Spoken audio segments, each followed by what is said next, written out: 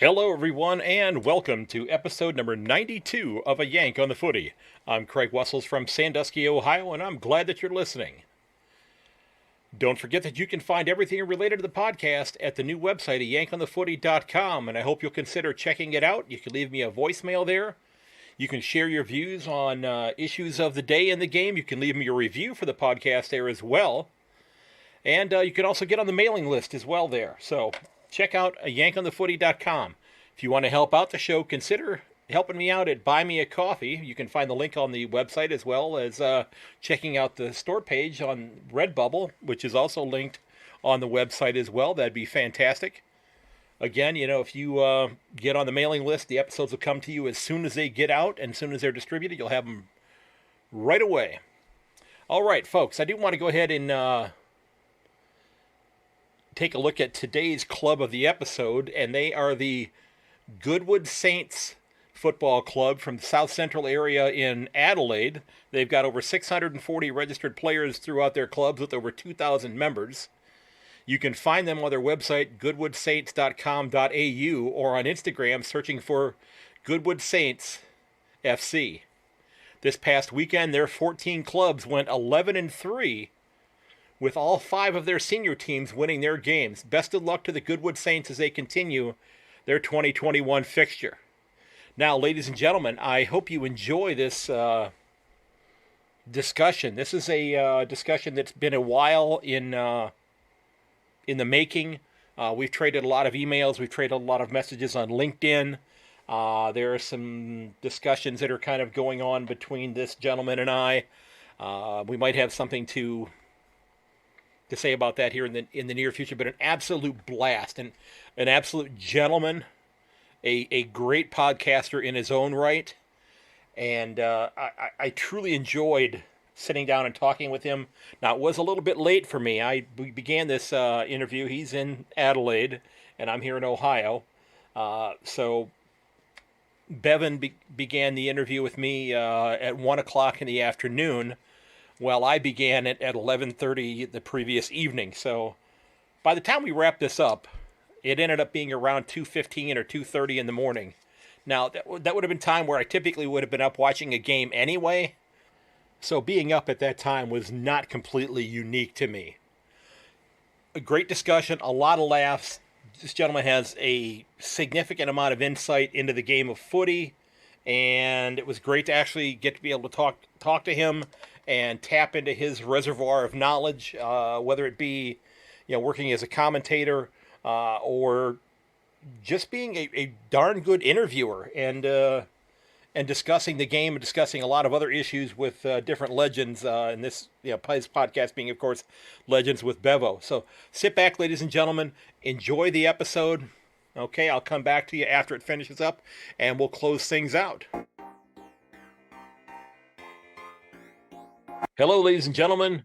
My guest is the ground announcer for the West Adelaide Football Club. He's also a commentator with the NBL 1.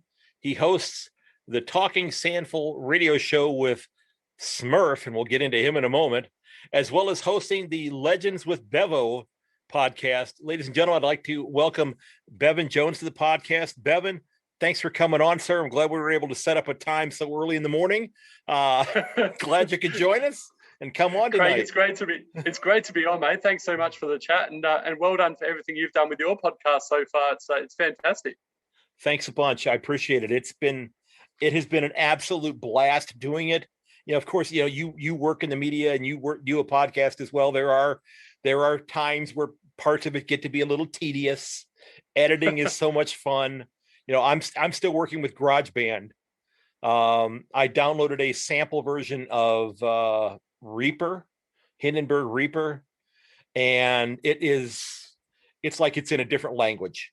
I tried taking an old interview just to practice with it, and I put it in there and started to manipulate it around, and it came out sounding like a scene from the bar scene from Star Wars with the different sounds coming out. I have no idea. I just shut it off because I haven't figured out how to use it yet, but it's I reckon a good one to use is Adobe Audition.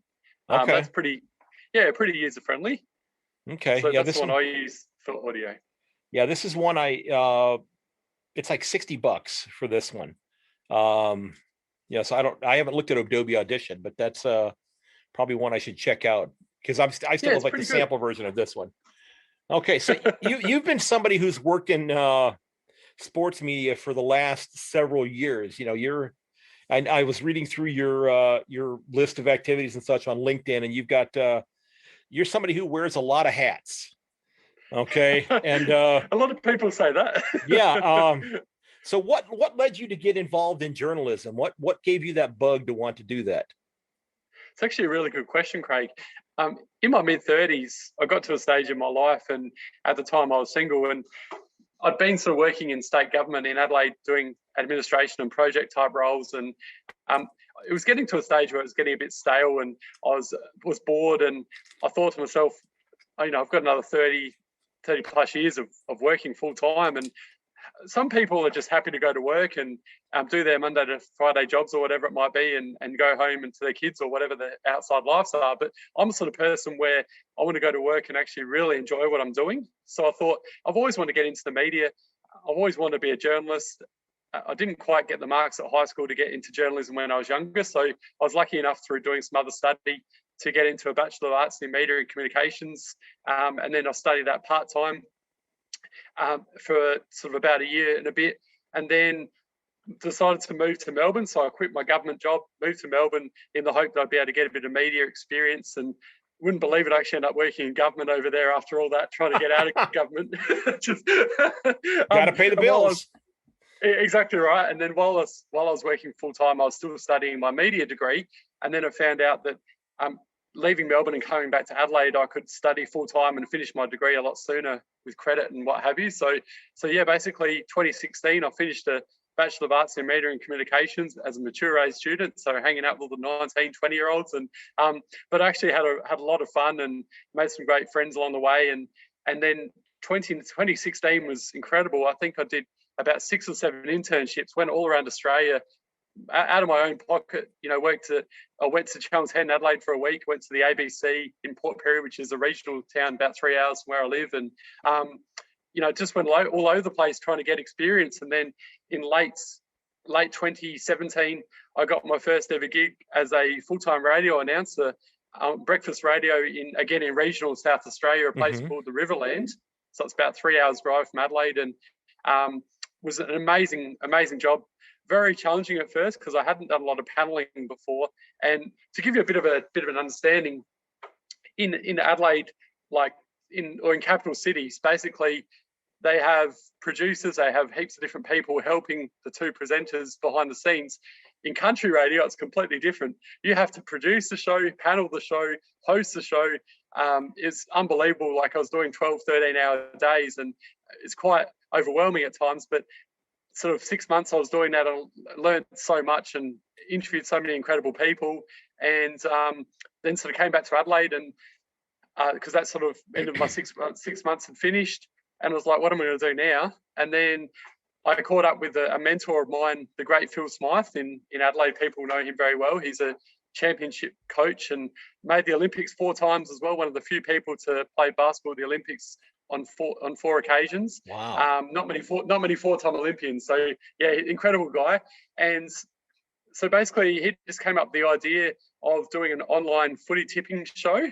So back in those days, now we're talking about April 2018, it was called Chewing the Fat. So basically what would happen is I'd get different guests on every week, and we'd talk about the footy and about their careers and what have you. It could be sport, entertainment, different people. And then sort of doing that for about 12 months. And then at the end of the footy season, I'm like, I'm really enjoying doing this.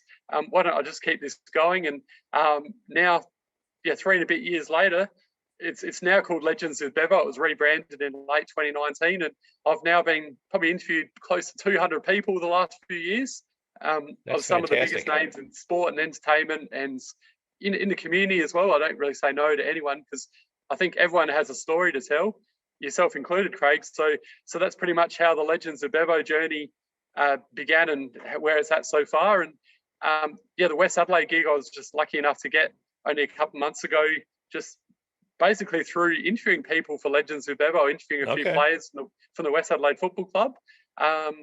So that's been really fun doing that the last few weeks. And then the NBL, again, that's sort of just right place, right time, and really enjoying that as well. So it's a very long story, but that's where I am.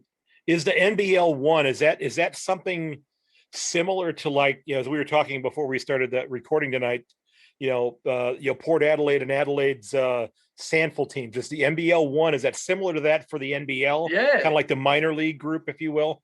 Yeah, well done. Okay. You've absolutely nailed it. So you've got the NBL, which is the equivalent to the AFL in basketball terms, which is a fantastic competition. And you might have heard Josh Giddy, who's been playing for the local Adelaide 36ers team. He's going to be drafted next year, potentially in the top. They're talking maybe top 15 in the NBA, which is an amazing story.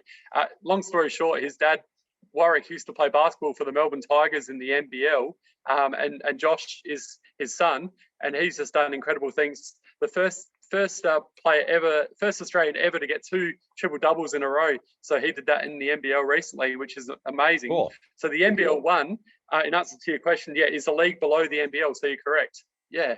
Well, you were talking about the country radio where you were having to do everything, and I'm sitting here thinking, that's like doing a podcast by yourself. It's exactly what you're doing, what I'm doing, putting out the podcast, and I see people on social media who are doing podcasts and, I recorded, 6 episodes this week and sent them all out to the person due to the editing. And I'm thinking to myself, where the heck is this money tree that you've got that you're doing all that stuff with? Because you're paying somebody to do that with, I'm definitely doing mine on the cheap right now. It's funny you mentioned that as well. When I first started, this just goes to show you how far it's come. When I first started doing my interviews back in April 2018, I was actually doing them in a cafe on my mobile phone. Sometimes I get my wife to do it, but girlfriend back then, she'd film it on her phone, on my phone. And you look back at the quality and think, wow, how far it's come in the last 3 years, because I'm now doing it in a studio called Pod Booth. I'll give a shout out to Rory, who I think you might have even chatted to, Craig. Pod Booth is just amazing. He's a guy that used to work at Channel 7, ex-camera guy, who's just got this amazing studio. The quality is just next level, and so many people have just said the same thing. My videos have gone to a whole new level. So it does cost me a little bit of money out of pocket each time. I have got some sponsors to cover that, thankfully, but I just think it's so worth it for the quality of the videos. But you're right, though. It's not for everyone. Some people are just happy to do it on the cheap and do it themselves, which is great. But I'm the sort of person where I don't have the time. I don't have the time to edit my own videos and what have you. So it's great to have Rory, who's passionate and knows what he's doing, to be able to do that. So this has been one of the things that has worked out well with doing the live episodes that I've been doing for the last 6 or 7 weeks, because I'll do those on Tuesday nights, which is like 10 o'clock in the morning Melbourne time, and have a few people that will kind of call in and talk about some things. But then, I've got my list of stuff to talk about, but I don't do a whole lot of editing from the live episodes. I get it done.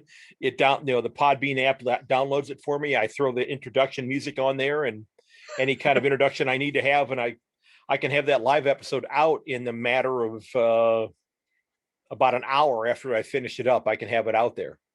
Fascinating. So that's awesome. And there are some hiccups and some glitches here and there in it, but it's kind of like it's quote unquote live radio, if you will. And sometimes things are going to happen.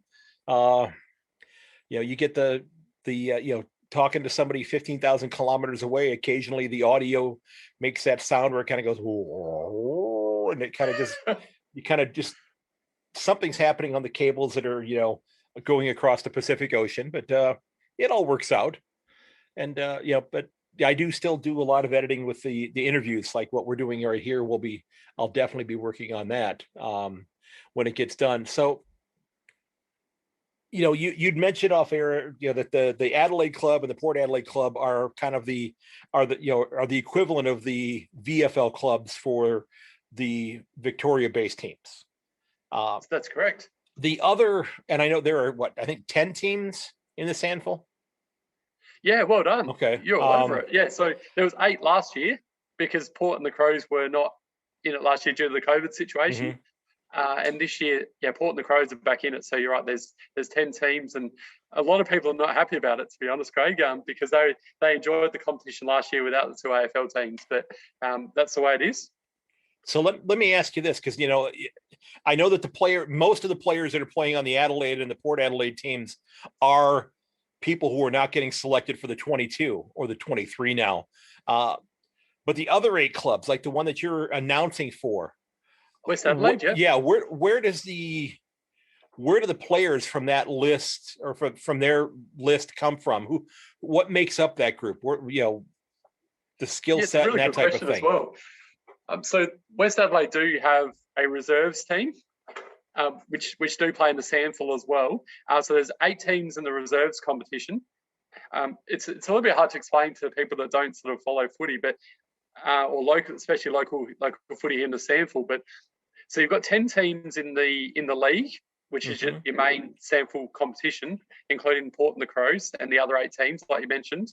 In the reserves, which is the league below the SANFL, you only had the 8 teams. So Port and the Crows did actually have another reserves team a few years back, but they've now scrubbed that. So in other words, so when say Eagles are playing against the Magpies, actually what happened last week, then if the game before that won't be the Eagles versus the Magpies because they don't have a reserves team. So it might be like Eagles versus Stir or something like that. Does that make sense? Mm-hmm. Yeah, so that's where the players come from the reserves, and then also there's players from all around South Australia, even interstate. I interviewed 6 West Adelaide boys before the season started, which I mentioned to you before, sort of, I guess, helped me with getting the ground announcer role and knowing the club and the players pretty well.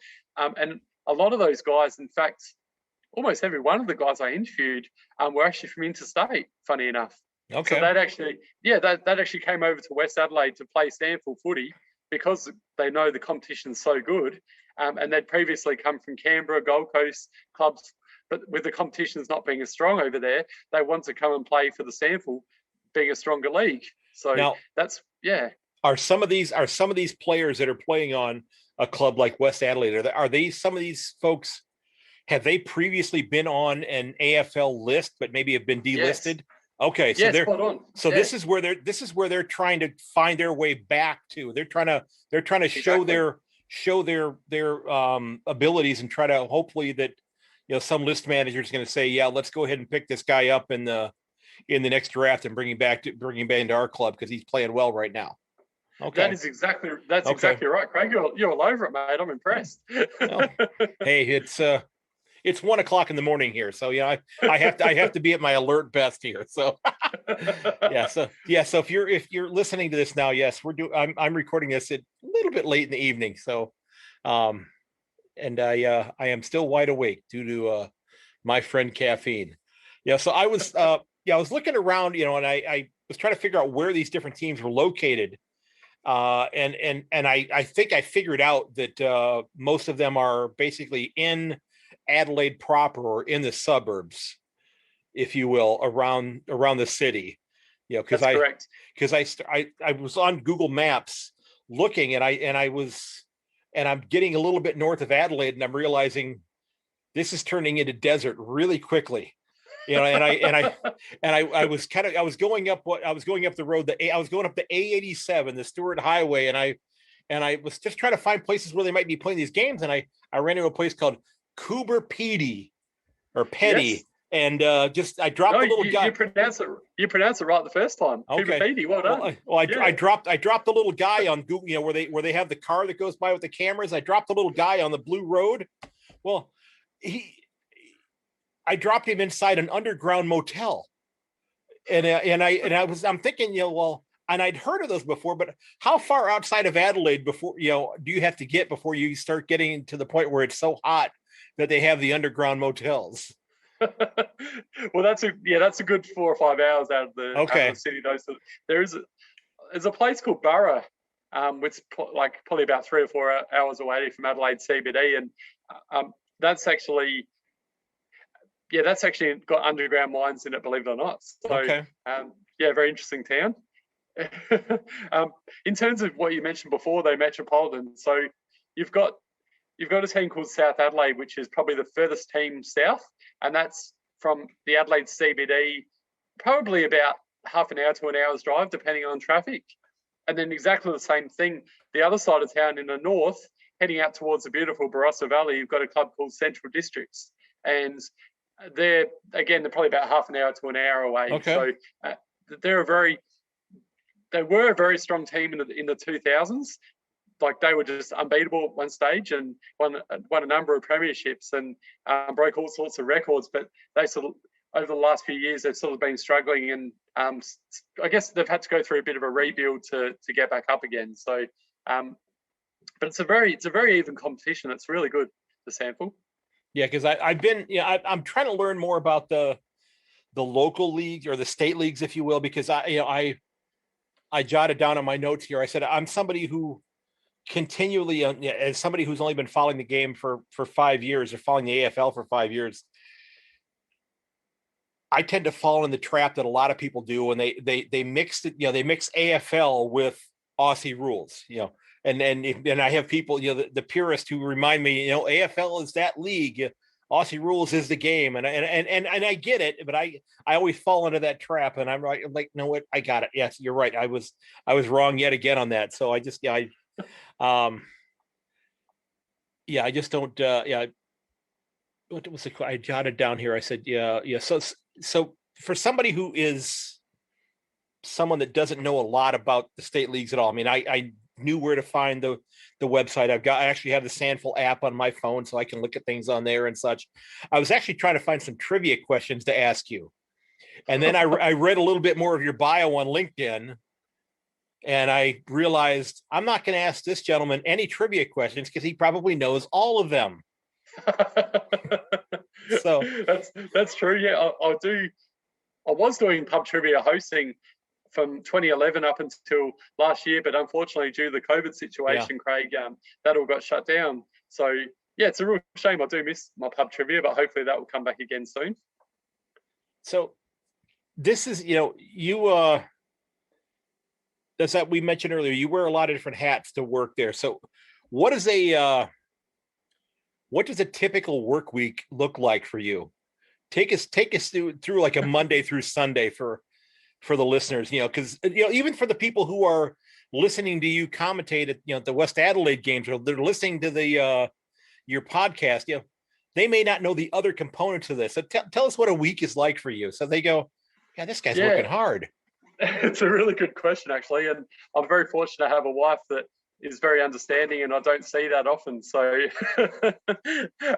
but basically, I work a Monday to Friday retail job. So it's pretty basic, just as a merchandiser, which means just going out to different supermarkets and really just filling the shelves and building displays and what have you. So basic level retail job, which is okay for now, because it allows me to have that flexibility to do my interviews outside of that. So I do at least one interview for Legends with Bevo a week. And just recently, actually, Craig, I've started a new show with the Tokyo Olympics not far away.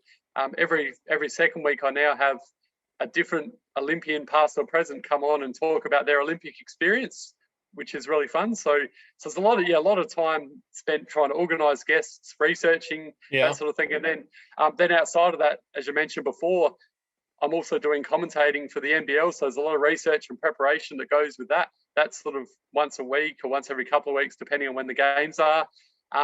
Plus, I'm also, last couple of weeks, been commentating the Sample under-18s and reserves as well. So, yeah, there's a hell of a lot of research involved with that. So, yeah, it's a very, very busy lifestyle, that's for sure. So I haven't asked you this yet, but are you a Port supporter or a Crow supporter? A very passionate Port supporter. Okay. Yeah. Okay. So I'm really excited about tonight because it's a big showdown here in Adelaide, which it goes gangbusters. And this is one thing that really frustrates me, and even Melbourne, like Melburnians are even starting to realise how good the showdown is. And they still can't make it a Thursday or Friday night standalone game. It does my head in, Craig, because everyone knows how good it's the best rivalry in footy, and there's been so many great showdowns over the years. So it's such a shame that tonight, being a Saturday night, it clashes with which is another good game of footy, mind you. Melbourne versus Sydney, two really good teams. Right. But it should be a standalone Friday night or Thursday night game. And as soon as the AFL does it, sooner the better, because it's such a good game of footy that no matter who you barrack for, there's so many people over in Melbourne that don't barrack for Port of the Crows. It's just mutual supporters that just love watching the showdown because it's so good. And it doesn't matter, because obviously Port's going into the game as the favourites, but so often, and this is why I'm a bit nervous as well, because you never know what's going to happen on the showdown. Right. Well, yeah, you definitely want to have you want to have bragging rights in the city. 100%. Yeah, exactly. And it's also it's been raining this morning as well, and Port hasn't been playing very well. Like, they played against Brisbane last week and went down by 49 points against Brisbane, and they were very disappointing. So they've got to be on their game tonight. I was going to ask, did they really play against Brisbane last week? I mean, I think they got on the plane, but I don't know if did they get off the plane. They took it on. Brisbane's getting, and they did that without Lachie Neale, and it's I think that is still that's still a club that I think is going to be dangerous. And, adding Joe Danaher to that mix is just, I think, is going to just gives them a whole new facet of being able to attack the goal. And I think that could definitely work out well for them before the season's up. It's such an even competition. Everyone's talking about Melbourne as being a premiership favourite, and so they should be, because they're 7-0 at the moment and a real chance to go 10-0 because they've got a few winnable games. But as we know, with Port last year, it doesn't matter where you finish on the ladder, because if you can't win a final, Port should have beaten Richmond. They lost by 6 points. They had so many chances to win that game. It frustrates me talking about it all the time. But it doesn't matter how you go during the season, because it's how you go in the finals. Right. It's just all about getting there. And I mean, obviously, if you finish in the top four, you've got a double chance. So you're more likely to win the flag. But as we've seen in the past, Western Bulldogs did it in 2016, where they won the premiership, finishing, I think, 6th or 7th during the minor season. So, minor round season. So it's it's an unbelievable year. And you mentioned Brisbane, West Coast. They absolutely got flogged by Geelong the other week. But then, over in Western Australia, they've been unbeatable. So right. They thrashed Freo last week, who've been playing some really good footy. And then you've got the Sydney Swans, who started the season so well. They've dropped off a little bit, but they beat your Cats last week. Yes. So there's so many teams that could win the flag this year, which makes it so exciting. And your Cats as well. Obviously last night a 63-point win against the Tigers. They've won 3 of their last 4 now, and they're starting to look really good, Craig. So yes, it's a phenomenal season. If they get healthy, yes. But here's the thing, and I have said this on a previous episode. I said, and I still believe this, despite what happened this morning, until the vampire hunter comes in and drives a wooden stake through the Richmond Vampire and kills it off, I'm not counting the Tigers out of anything. No way. There have been plenty of times in the last 4 years where people have thought Richmond was done, and they've popped back up like Michael Myers in a Halloween movie and said, no, the movie's not over yet. We're still coming for you. That's a great example.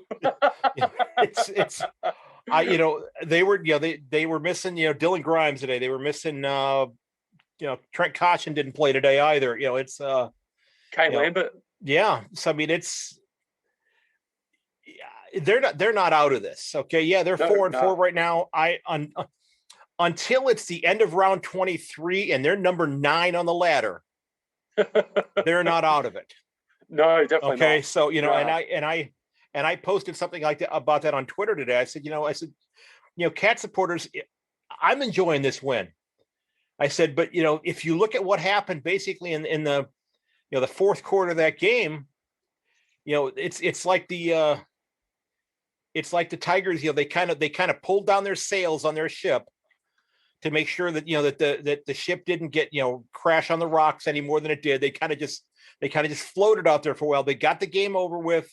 The Cats padded on a lot of extra points, worked on their percentage. But the Tigers aren't done yet. I mean, it's, the Cats are going to see him again.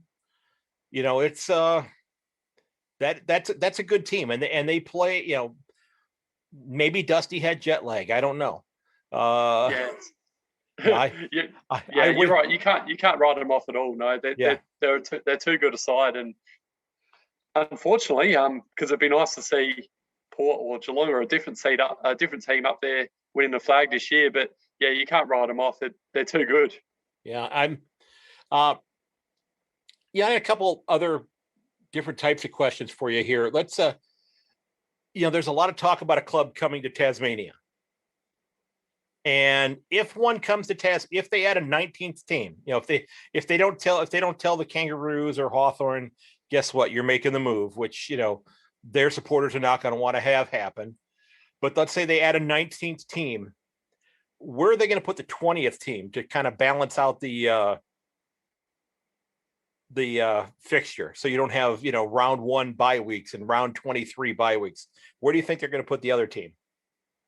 Yeah, it's a really good question, actually. So I reckon I actually do like the idea. I mean, North Melbourne are already playing games in Tasmania, and their crowds are diminishing in their games in Melbourne. So I think actually amalgamating with Tasmania would be the perfect idea for the Kangaroos. I know the supporters wouldn't like that and might not go down as being a very popular decision at the moment, but the way the Roos are travelling at this stage, and the amount of support they get in Tasmania, they love their footy in Tassie. Mm-hmm. And they keep talking about Tasmanian team in the AFL. Why not merge them with the Kangaroos? There's your 19th team. Perfect. And then in terms of 20th team, why not get, say, Northern Territory involved? Because there's so many great players that come out of the Northern Territory. Have, if not a standalone team with the Northern Territory, why not amalgamate them with another team that doesn't get maybe the supporters, so perhaps like a St Kilda or a Western Bulldogs or something like that.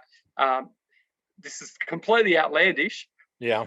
But I'm just trying to think of clubs that, obviously you're not going to have a Collingwood, a Carlton, Essendon, a Richmond, and Hawthorn. They're probably your biggest 5 sides in Victoria.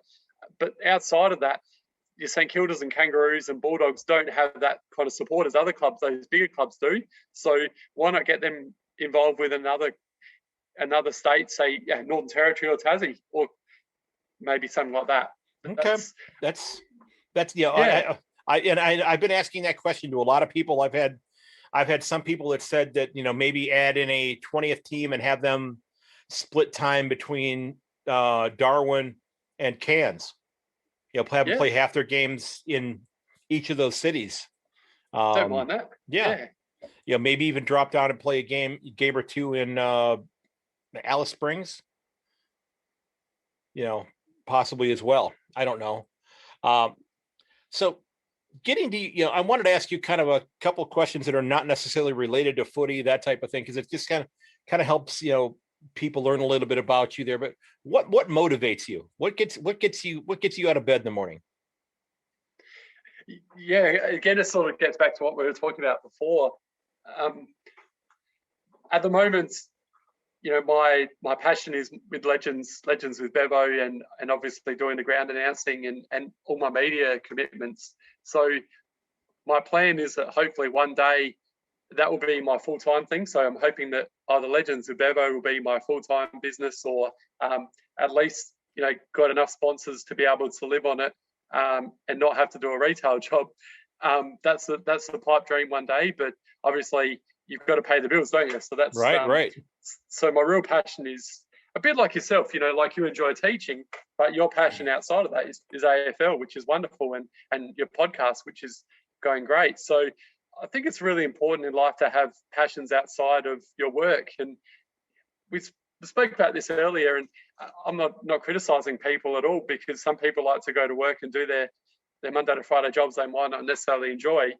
But then outside of that, like I've got one of my best mates who doesn't necessarily love his job, but then he loves to travel. Before the COVID situation anyway, he traveled all around the world. So everyone has their own different interests in things, but my passion is not my retail job. My passion is everything outside of that. So my Legends of Bevo and my other media commitments, that's what really motivates me. Okay. Does that sort of answer that question? No, that absolutely makes sense. Yeah, it's yeah. Yeah, I kind of thought you might have even been answering that. Yeah. So Yeah. who is your dream guest on your podcast? Who's the one you hope to get on that? Oh, that's easy. The one and only MJ. Uh, that's that would be the ultimate, and I know it would be just about impossible to get him. But just watching The Last Dance and bring back all those memories of being a Chicago Bulls fan as a kid, and Okay. I don't follow the NBA as much anymore, mainly just because of time and what have you. But um, I just used to love watching MJ play, and we just saw The Last Dance, the documentary, how good he Yeah. is. And there's always that argument of who's better out of him and I've just had Pippen. and yeah, Scottie Pippen, Yeah. and obviously there's Magic Johnson, there's Larry Bird, there's so many guns back in the day. In terms of who's the greatest player of all time, it's always a real difficult one, isn't it? So, Right. but I think it's MJ for me. So I think you're yeah, probably right. Now, during I'm going to ask you to rack your brain here a little bit and dig into your memory bank here. Have you ever had or let me rephrase this here. What has been like the most jaw-dropping moment during one of your interviews where you got an answer that you absolutely were not expecting, where it was like, holy mackerel, I wasn't expecting that from you? Oh, there's been so many of those situations. But probably just off the top of my head, because I've done so many interviews, it's hard to sort of pinpoint one in particular. But recently I chatted to Patrick Yonker, who was an Olympian for Australia in 92 and 96, and was actually a teammate of Lance Armstrong's. And I was talking to him about Lance, and he was really open about Lance and sort of said, you don't understand what a killer instinct is until you learn about the American way in terms of with Lance, the way he approached things. And he had this killer instinct where he'd win at all costs. And, in the end, he obviously took drugs and cheated to win Tour de France's. So I found that fascinating, hearing from someone who knew him so well, but was so open about it. So that was probably a jaw-dropping moment, just hearing like the Lance Armstrong just didn't care. He just wanted to win, even if it meant doing things illegal. That was probably a real jaw-dropping moment for me. But again, there's so many I'd have to go back and think about, but that would probably be one that really sticks in my mind at the moment, Craig. Okay. That's that would be hearing about that, because that was international news, of course, but hearing about that from somebody who was so close to what was going on had to be really really interesting. Yeah. So because I was going to ask you before as well. I just had a name that I should apologise to all the LeBron fans out there, because LeBron James, so many people have that argument of LeBron James versus Jordan. But I still think Jordan is better in that it was a tougher competition back in those days. I'm not saying the NBA is not tough now, but you just got to go back and watch The Last Dance, and the way the Detroit Pistons used to just batter and smash him. I just can't imagine LeBron playing in a competition like that. And the way Jordan just carried himself, and the amount of, we saw the other time as well when I think he had food poisoning or the flu in a final, and he just came out and scored 40 points. I'm not discrediting LeBron because he's a superstar and amazing talent, but I think Jordan for me over LeBron. So as an American basketball fan yourself, what do you think on that one? Well, as much as it pains me to say it, I would probably go with Michael Jordan. The Cleveland basketball team was pretty darn good, and in many instances they were probably the second best team in the league during several years of Jordan's reign, and they just couldn't get past him in the conference finals. And it just but yeah, I would say it's probably Jordan. And LeBron James played in Cleveland, about an hour away from here for a number of years. But Michael Jordan stayed in with one club. Yeah, he ended up playing in Washington for a couple of years after when he was much older, when he was not the impactful player that he was. But LeBron has in many ways has kind of jumped around, kind of chasing championships now. Yeah, having gone to Miami and come back to Cleveland and gone to Los Angeles, and so none of his rings are going to look like one another. Michael Jordan's rings all have kind of like a similar look to them. There's going to be that logo is going to look the same on all 600 of them. I don't know how many he won, but LeBron, it's like, okay, we got a couple of Miami Heats, Cleveland Cavaliers, the Los Angeles Lakers, and maybe he's going to have to go play with some other team and try to fill out the one hand and win a championship with somebody else. Then I don't know. If you could change one rule in footy, what would you change it to? What would you change? Ooh. Change one rule.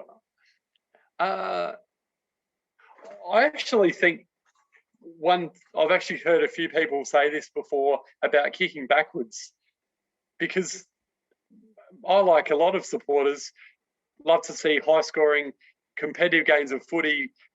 We don't want to see congested games with there's low scores and things like that, because I know there's so many coaches now these days, so it's really hard to control. Whereas back in the 80s and 90s, there wasn't many coaches, so you'd see a lot more more high scoring sort of games of footy, where at one end you'd see Ablett kicking 14 goals and Paul Salmon kicking 10 for Essendon, which you don't see obviously as much these days. I think there's been one bag of 10 this year, which was Josh Bruce against the Roos. Right. So yeah, so it's changed a lot from that perspective. But I think going backwards, if not allowed to kick backwards, would maybe make the game a bit more free flowing and more open as well. So that's probably a rule that I changed a little bit, I think. So you mean no kicking backwards at all, or it would not be a mark? Yeah, it wouldn't be a mark, exactly. Okay. Play on. Yeah, okay. Because what a lot of teams do now is they try and maintain possession. So if you weren't able to kick backwards and it was play on, then it's going to make the players play on more, and then hopefully make the contest a bit more open and more free flowing and more high scoring. So, and I think if they did that, they're going to have to bump the interchanges back up, though. Yeah, that's right. Because back up we're seeing 75. So many injuries. Yeah, it's crazy, isn't it? The game is so fast and it's so good to watch, but yeah, the injuries is a concern, that's for sure. So, do you like the medical sub rule? I don't even know if they had to have it be called a medical sub rule, or if they could have just had, 5 players on the interchange. Yeah. What's the, why not just say we're going to have 5 players on the interchange now instead of having the medical sub, because that way, Adelaide's sub last week or 2 weeks ago might have been dressed. Tom Lynch. Yeah. That was just. That was amateur hour, wasn't it? Yeah, I mean, they've got 40 plus players on their list. If he was already injured, which from what it sounds like he was, it's okay. Bring him along to Tasmania to watch the game, because he's a veteran. He's part of he's part of your leadership, if you will, in the club. But get a kid down there that you can maybe coach up during the course of the game, even if he's not playing, that's in uniform. Yeah. That still staggers me, that incident. I know they have cameras in the changing rooms. I would have loved to have heard audio of Tom Lynch, because is he going in there, getting his boots out and his socks and his ankles wrapped, just like, gosh darn it, I didn't think I was going to have to play today. Why did that guy have to get hurt? That's so true. That would have been some great audio. And that's, first of all, that's amazing that they even have cameras in there. I mean, that is just that's kind of cool that they do that. But Jordan Ngoe doesn't think so after he got caught with his phone a couple weeks ago, though. Yeah, that's right. So, a couple of things here. These are kind of off the footy path here, but this is just kind of, I like to ask this kind of question to kind of get to know the folks that I'm talking with here. What movie or TV show would you say everybody needs to watch? I'd have to say The Hangover. Just such a good movie, so funny. Characters were hilarious. Such a story that I guess I can relate to a little bit with my mates, just being a bit loose and silly. And I'd probably be the guy they'd leave on the roof, the Doug of the group. So okay, I love that movie. So I do have a copy of that one. I watched it once. I haven't gone back and watched it. I know there were a couple of sequels to it. I haven't seen those. Okay, hilarious. Yeah. It's just so I like the stupid movies where you don't have to think too much. Okay. So maybe it just sums up my mentality. I don't know. But. Okay. Well, let's go this direction then. We're going back to kind of your morning radio here, and we're kind of tying it into your podcast here. Okay. You're hosting your own music festival, Music with Bevo. Okay. Ooh. 3 artists are performing.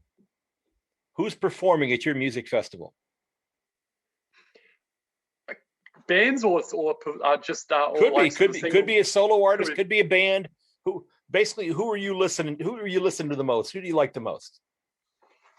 So as a kid, I always loved Blink 182. Okay. So I'd have to have Blink in there. The second band, it's really sad, the passing of Chester a few years back, because I loved Linkin Park. Mm-hmm. I saw them live a few times. I was very lucky enough to see them live, and they were just unbelievable, like their energy on the stage, and the collaboration between Chester and I've just had a mental blank of the singer with him. No, I can't remember his name, but Linkin Park, absolutely amazing. And probably I've been lucky enough to see the Foo Fighters on a few occasions. Okay. And Dave Grohl and Taylor Hawkins, unbelievable. Like the talent of those two guys, obviously Taylor's an amazing drummer, but he can really sing too. And there's been times where you watch the Foo Fighters live in concert and Dave plays the drums while Taylor sings. And I think they did Under Pressure back I think it was a few years back when they came over here to Cooper Stadium. And that was just one of the best things I've ever seen. So, yeah, Linkin Park, the Foo Fighters, and Blink 182. A special mention to another one who passed way too soon. Actually, 2 people that passed way too soon. Number one, Kurt Cobain. Mm-hmm. Incredible voice, incredibly talented. And the other one is Chris Cornell. Yeah, from Soundgarden. Yeah, just 2 amazingly talented musicians gone way too soon. Mm-hmm. But I could probably list about 2 or 3 others, but they're sort of the real bands that I've liked over the years. Those are the ones you'd want. Okay, cool. Yeah. Not a bad list. Is that your sort of music taste as well? I am all over the map. I can easily go from Frank Sinatra to Slipknot and not miss a beat. I love Slipknot. Yeah, they're awesome. Yeah, I can listen. I listen to kind of anything in between those types of things as well. I mean, I still to this day still can thank my mom. I got for my 12th birthday. It came out 2 days before my birthday. Alice Cooper Goes to Hell from my mom for my 12th birthday. So isn't that funny? It's like my music taste is a bit the same as yours. Like I just love sort of chilled out sort of music. Boyce Avenue, who do covers, they're amazing. And in Australia, you've got bands like Cold Chisel, Jimmy Barnes, one of the best musicians of all time. And local SA boy as well, funny enough. And then, like you, I've gone and seen Slipknot before a couple of times, who are just out of this world, amazing. And then you've got someone who's the lead singer of Slipknot, Corey Taylor. Yeah. Who's just got the most amazing, so exactly. Yeah. Got the most incredible voice.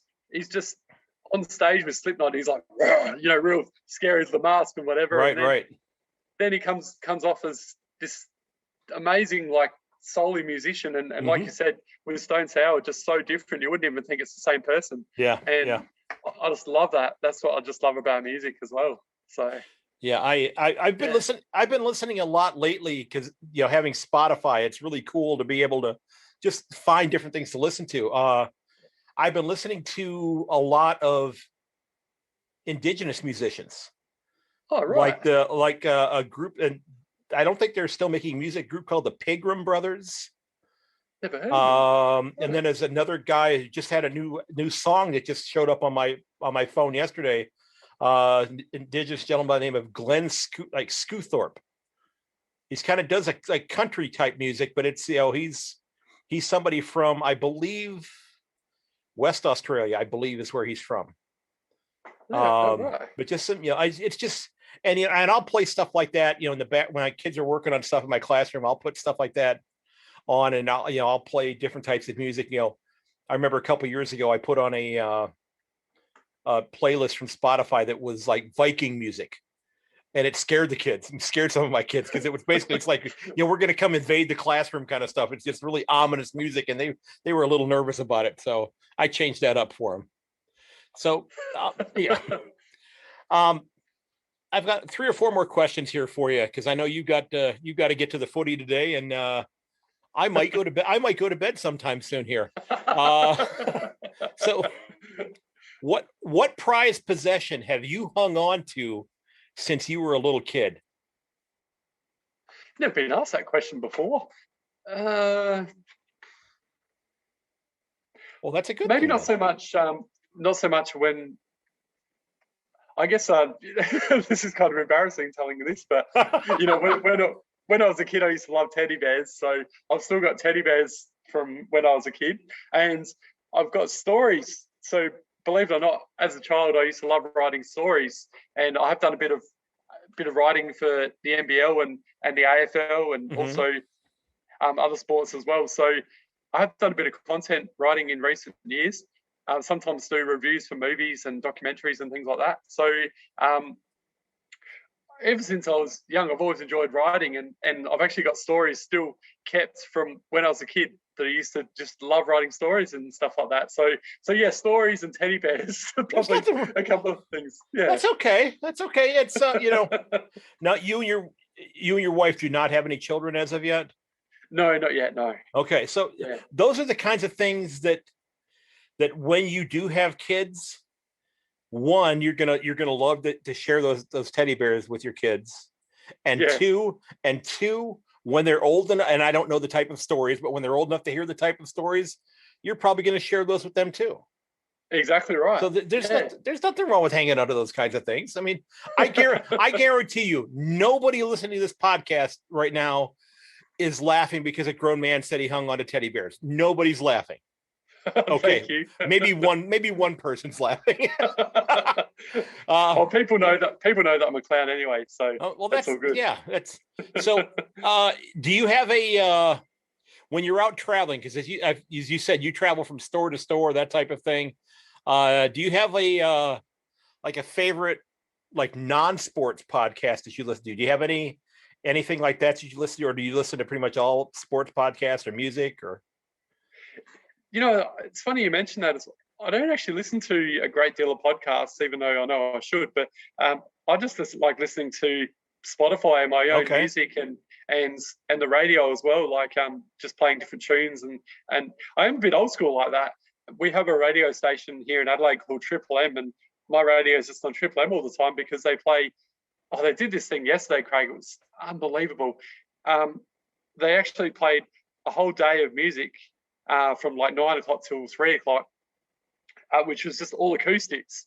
And cool. I was in my element. It was just like, Foo Fighters, the bands we talked about before, like, I think Linkin Park, it's, you name it, Bruce Springsteen. It was just all the amazing artists around the world over the years doing different covers of covers and acoustic versions of their songs, and it's just out of this world. And so, yeah, I was a bit old school like that. I just like listening to the radio. So. Okay. Yeah. I've got a few playlists that I've put together on Spotify, but I do tend to I listen to a lot of true crime podcasts. Okay. I've really gotten into that genre. I mean, there's several footy podcasts that I enjoy listening to, but I do listen to mostly true crime stuff. It's it's just maybe it's a little morbid, but so. What's on your bucket list for this year now that COVID is pretty much on its way out? What do you hope to get done this year? Yeah, really just want to try and find some more partners for Legends with Bevo. And, ideally, it'd be nice to sort of be, like we spoke about before, I'm hoping that one day I can just make that my only or my full-time business and not have to do a retail job as, it's just because that's my passion. I want to be spending all the time on my passion rather than sort of working a retail job. I know you have to pay the bills, but so the more partners I can get for Legends with Bevo, and also there's a couple of shows that I'm looking to start as well. So I'm hoping that one day Legends with Bevo will be like a multi-million-dollar media company like Maguire Media or something like that. That's the pipe dream, anyway. Okay. Or that I can be the next Graham Norton or someone like that, where I have my own talk show, like a Mike Sheehan, where I interview people on TV and something like that. So there's a few different ideas I've got, but I feel like yourself, I feel like interviewing people is my skill, and I just love hearing people's stories. And everyone has a story, regardless of who it is. It doesn't have to be, the highest profile person in the world. Like next week, I'm interviewing a couple of guys, one guy from the local fire department here, and another guy who's survived a serious accident and got brain injury, but now going around South Australia and talking to young kids about the importance of road safety and just little things like that. Like, I think it's so fascinating to hear people's stories. And another fire brigade member I had sort of a few months back, I found his story so fascinating. He fought the serious fires here that we had in South Australia only a year or two ago, and just hearing what it was like being on the front line and just the amazing bravery of these guys and girls. I just love hearing people's stories, and that's what I love about Legends with Bevo. And I'm sure you're the same with your podcast as well. Yeah. So, I definitely feel that way as well. Yeah.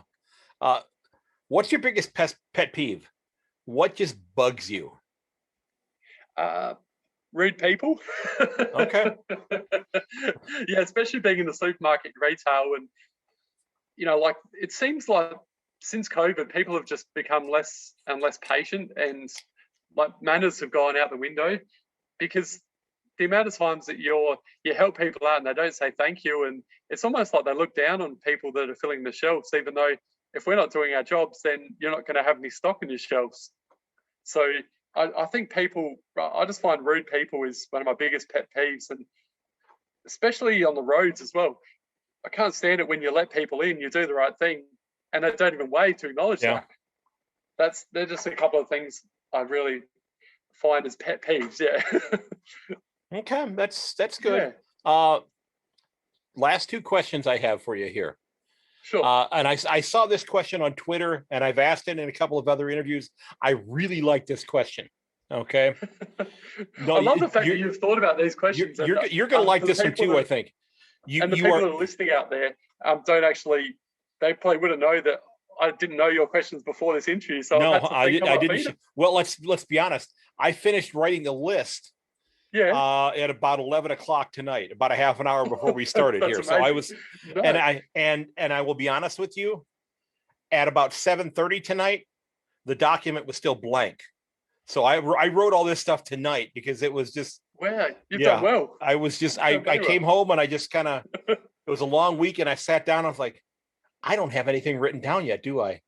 I better get going here, and I went down a couple rabbit holes on YouTube and watched a couple videos, and then I turned the television off here. Okay, so if you are in a room with all of the people that you have met in the world, who would be the only one that you look for? Are we talking about in person or just my interviews like on Zoom? It could be anything. No, this could be anybody. It could be family, it could be friends, it could be all the people that you've met. Who are you looking for in that room?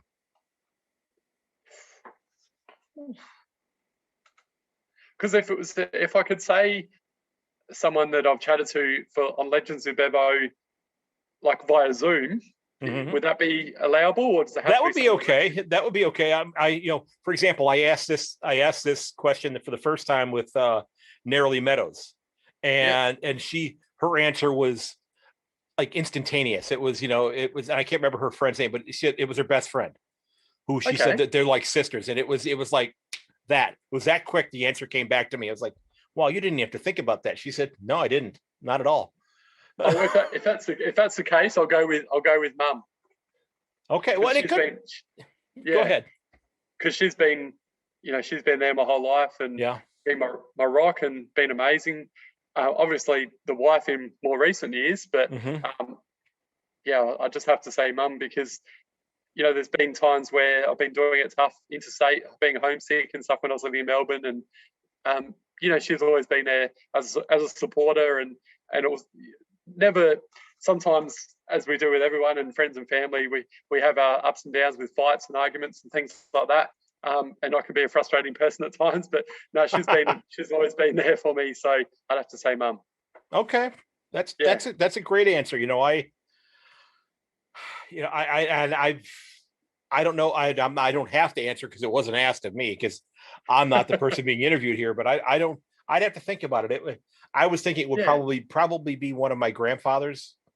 Awesome. Because I was fortunate enough. I live in the town where I grew up. I actually had my one set of grandparents lived the next street over from where I live.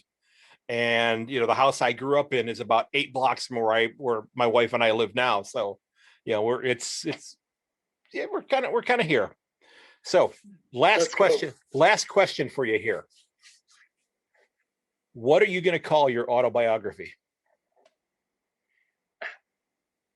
About the story about my life, you mean? Or what is the story of your life going to be called? These questions are amazing, and I've never been asked some of these before. That's what's made me really think. So good questions, Craig. So I'd have to say, you have to give me a bit of time to think about this one. Well, it'd have to be something like,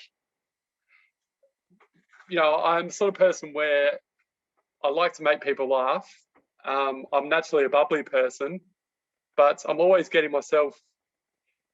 Okay, here we go. I've got it. What about The Mischievous Life of Bevan Jones? There you go. That's good. That's kind of like the Walter Mitty book. What is it? The Secret Life of Walter Mitty? That's not bad. That's not bad. And like I said, I've only literally had to think of this now, but I'm always getting myself in mischief, whether I'm saying the wrong things, doing the wrong things. You'll see my interview that I mentioned before with Sam Mack tomorrow night. I'm always doing things that most people wouldn't do.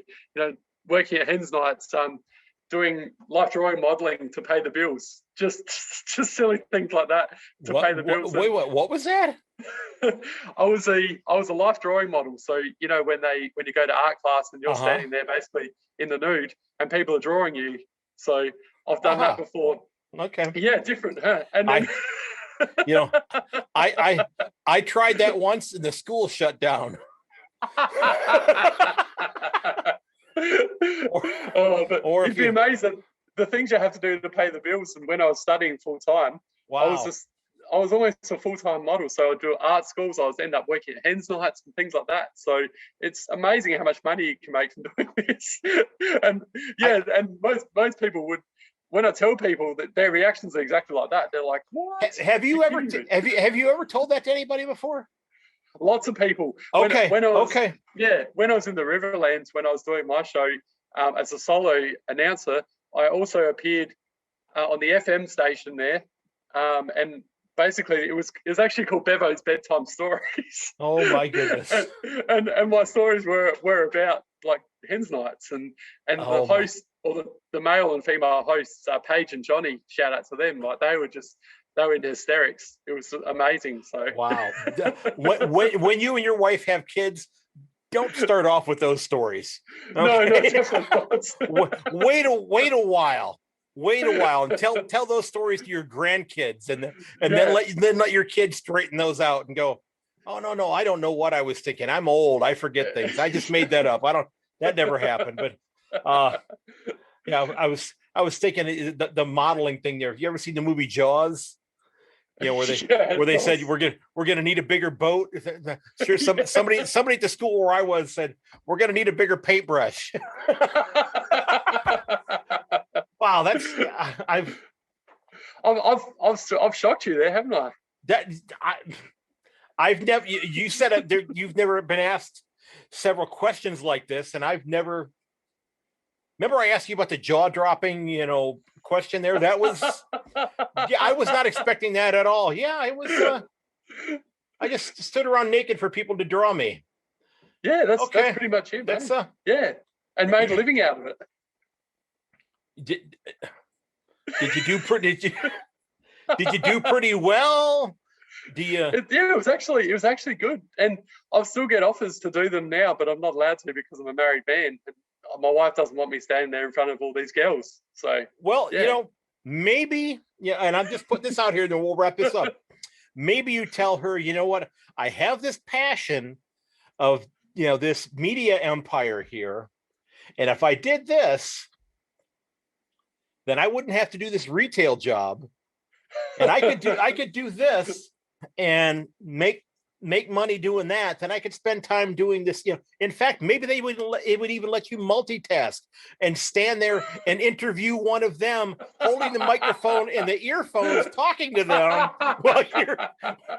while you're there in the buff. And maybe so a life drawing Legends with Bevo. Have you ever stopped and thought, I wonder how many living rooms my tuchus is hanging up in yet to this day? Who knows, mate? Who knows? Have you? And I guess I have to ask this follow-up. Have you run into anybody from those art classes that said, "I remember you"? Not particularly, but I have sort of seen like girls out and about, and they've sort of like done a bit of a smile, giggle kind of thing, like, "Oh, we remember you," and stuff like that. So, and I have actually, believe it or not, I have been to art schools where there have been people I know drawing me, male and female. So there you go. Yeah, that's it's at first it's a bit of a laugh, but then after a few minutes, you just become a bit of a shape. And hey, let's be honest, Craig. Without me, they wouldn't be able to do their courses. So that's true. That's true. Yeah, they need a model. That's true. So, yeah, because you can't use a mannequin all the time. Exactly. Yes. I just love talking about it because exactly like you, people's reactions are just priceless. And that is yeah, and I think that's why my autobiography, The Mischievous Life of Bevan Jones, is actually it's a good one. There's legs in that. You know what? I was thinking it maybe could, and this euphemism, I don't think it's maybe used as much in Australia as the United States, but maybe it could be, Bevo, my junk is your junk.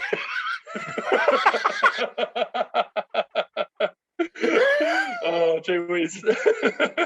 Oh, well, we better wrap it up there, man, because this is going down the rabbit hole, and it's out of control. Yeah, it's 20 minutes until 2 a.m. here, and I've been up now for almost 21 hours, so I'm ready to go to bed. Sleep, buddy. Yeah, I've got to get up in about 4 hours and let the dogs out. Yeah.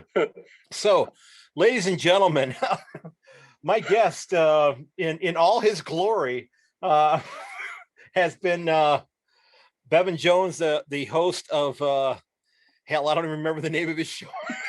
Legends with Bevo.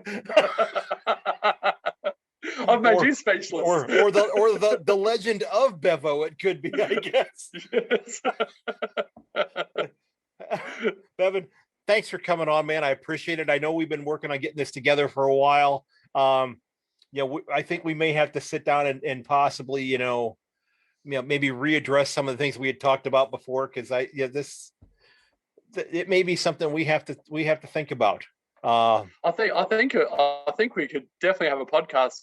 I love the Aussie and the Yank talking footy. Yeah, I think this might be something that we might have to figure out how to fit it into the schedule. I actually just got the dates for all of my announcing gigs for this year that start in early August and run through like the middle of October. So I've got several nights a week where I'm announcing football games from like grade 7 all the way up through our high school team and that sort of thing, and then our soccer games as well. But we'll have to talk about this, because I think if we're going to laugh like this, then I think maybe it's something we should be talking about then. I So agree. cool. Yeah. Again, Bevan, thanks so much for coming on. I appreciate it. This was a lot of fun. Absolute blast, mate. This was only tea in this cup. Okay, there was nothing else in there. Actually, a little bit of honey. There was a little honey left in there, but that was and that's all I had left here for the last 5 minutes was the honey that was stuck to the bottom of the cup. So that was so I didn't get up to get another drink there. So again, thanks for coming on, man. This was a lot of fun. I'm glad to have met you finally on here. We've been trading messages on LinkedIn and on Facebook for quite some time. I hope you had fun with this tonight too. Oh, it was a blast. Thanks so much, mate. Okay. And thanks for having me on. And make sure you wave during the game today. You're going to be the one. Now, I guess before you go, do you own a Prison Bars Guernsey? I do, actually. I was lucky enough to get a sample Port Guernsey last year. So you should have told me about it. I could have had it up on display for the interview, but that's all right. Good deal. Is that now? Are you as a fan allowed to wear it to the game? Even is that okay with Eddie McGuire? Yeah, as fans we can do what we want. Okay, so, I didn't know if that would make Eddie mad or not. There'd be a lot of prison bars tonight for sure. Good deal. Yeah. Well, hey, enjoy the game, man. Thanks a bunch for coming on. I appreciate it. Absolute pleasure, mate. Love your work, and we look forward to speaking again soon. Thanks a bunch. Friends, I hope you had as much fun listening to that as I had, and I think we both had during the discussion. A lot of laughs. Trust me, you don't want to see me working at any kind of an art school, okay? To quote, or to paraphrase Captain Quint from Jaws, actually it would be Roy Scheider's character. I can't remember his name right now, the police chief. You're going to need a bigger canvas. So, I almost wish we had a recording of the conversation that took place before the interview began, because we talked for a good half an hour, 40 minutes before we began recording, and there was so much laughter, so many different things that we got into during that discussion that it almost makes me wish that I had secretly hit record and was able to edit some of those things in there. And I would never do that to a guest, so if you're contemplating being a guest on the show, I would not do that to you. But Bevan, thanks for coming on the podcast tonight, or should I say this morning. It was an absolute pleasure to talk with you, and I'm sure that we'll be talking again very soon. Now, ladies and gentlemen, if you've got an idea for a show topic, or if you think you know somebody who would be a great guest, maybe again it's you, I'd love to hear from you. You can go ahead and leave me a voicemail on my website, yankonthefooty.com. You can leave me a DM on Twitter. You can shoot me an email, or you can reach out on my Facebook or Instagram pages at Yank on the Footy. Remember that while you can find all of the episodes of my podcast at yankonthefooty.com, you can find it on your favorite podcast provider as well. And that's one of the great things about the website, is that if you like the podcast, you can actually go in and subscribe to it right from the website. So you don't have to listen to it on the website. There are links to about 6 or 8 different podcast hosting platforms there where you can go ahead and listen right there and subscribe right there if you haven't done so already. Again, they're also available on my YouTube channel. Just search for my name, Craig Wessels. Now that you've listened, I hope you'd consider giving me a review on Apple Podcasts or on my website. It lets me know what I need to work on. It lets me know what's going well. It also allows me to share with other people what unsolicited, other than asking you to leave a review, I'm not telling you what to write on there, what other people think about the show, and what I can then share with people and then might entice them to give it a listen as well. And remember, you can reach me at yankonthefooty@gmail.com, as well as on Twitter at yank_on, and Facebook and Instagram at @yankonthefooty. You can again find the podcast on YouTube by searching out my name, Craig Wessels. Folks, I want to thank you for listening. And while we're fans of our clubs, deep down we're fans of a game that we all love, and that's the game of footy. Now, for those of you who are listening in the United States or in Canada, thankfully, footy is back. at least partially anyway. We're getting 3 to 4 games on FS2 and maybe FS1 during the course of the week. Other games showing up on Fox Soccer Plus as well. Check out the website afana.com to get those schedules. Great resource there. If you decide you want to get the Watch AFL app, I would strongly consider you doing that either through the USAFL website or through Afana, or if you have a club that you want to be a member of. And by all means, you should consider doing that. If you love the game, you're probably going to select one of the 18 clubs to be your club. You can become an international member for that club and actually get a little bit of swag with your club as well, and then get the membership, which gives you the access to the Watch AFL app. So if you're considering getting it, and if you love the game here, you don't know what you're missing as far as the other programming, okay? Whether it be watching AFL Tonight or 360 or Bounce or On the Couch, which is one of the great shows where they discuss the games and look at the big picture items that are going on during the course of the game. And again, remember here in the States, Australian rules football, it's why they invented the DVR. Ladies and gents, again, I want to thank you so very much. I do ask that you share a link to the podcast or share the website with your friends and family out on your social media. That would be absolutely fantastic. I would truly, truly appreciate it. Remember, if you want to help out the podcast, check out the Buy Me a Coffee page or the storefront page. You get yourself a t-shirt, get yourself a couple stickers to represent the podcast. And if you got one of those stickers, send me a picture so I can share it out on my social media. Okay? And ladies and gentlemen, until next time, I wish you the best, and may your dribble kick never hit the post. I will catch you later.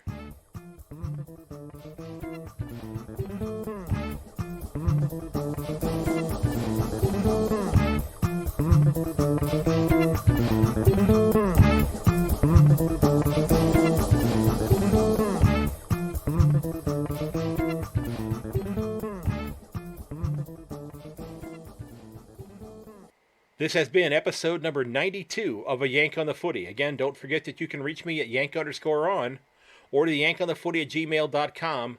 You can find me on Instagram and Facebook at A Yank on the Footy, or everything you need for the podcast at ayankonthefooty.com.